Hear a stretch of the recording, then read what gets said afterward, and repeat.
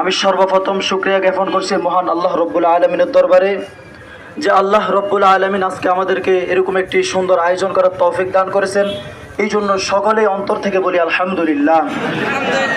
সম্মানিত উপস্থিতি, আপনারা ইতিমধ্যে অবগত হয়েছেন যে ফ্যাসিস্ট সরকার, যে সরকার দীর্ঘ 17 বছর এদেশের আপামর জনতাকে বন্দী করেছে, এদেশের নিরীহ মানুষদেরকে অত্যাচার করেছে, এই দেশকে নিয়ে ষড়যন্ত্র করেছে, এই দেশকে বিদেশিদের হাতে সুপর্দ করে দেওয়ার ষড়যন্ত্র করেছে। আপনাদের ত্যাগের বিনিময়ে ইতিমধ্যে সেই সরকার আমাদের দেশ ছেড়ে লেজ গুটিয়ে পালাতে বাধ্য হয়েছে।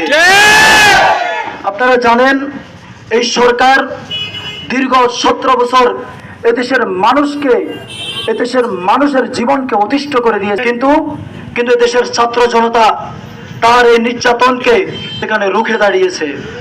কিন্তু একটা কথা বলতে চাই, আমাদের এই বিজয় চূড়ান্ত বিজয় নয়।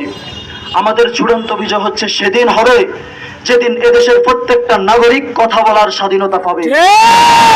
আমাদের চূড়ান্ত বিজয় সেই দিন অর্জিত হবে যেদিন এদেশের আপামর প্রত্যেকটা মানুষ শান্তিতে ঘুমাতে পারবে। এর আগ পর্যন্ত আমরা স্বাধীন নয়।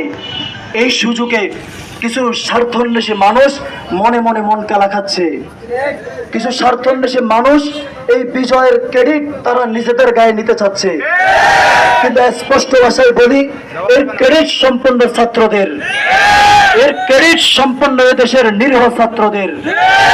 সুতরাং আমরা দেখেছি যে একটা গোষ্ঠী বিভিন্ন সরকারি স্থাপনা, বিভিন্ন ব্যক্তিবর্গের উপর হামলা করেছে, বিভিন্ন মানুষদেরকে তারা নির্যাতন করেছে, বিভিন্ন মানুষদেরকে তারা অত্যাচার করেছে, আমরা দেখেছি।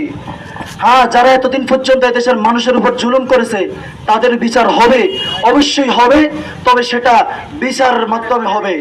কিন্তু কেউ আইন নিজের হাতে তুলে নেওয়ার অধিকার কারো নাই।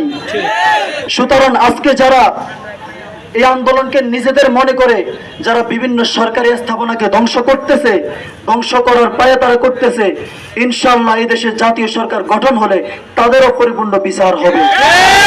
এই বলে আমি আমার সংক্ষিপ্ত বক্তব্য শেষ করলাম। আসসালামু আলাইকুম ওয়া রাহমাতুল্লাহ।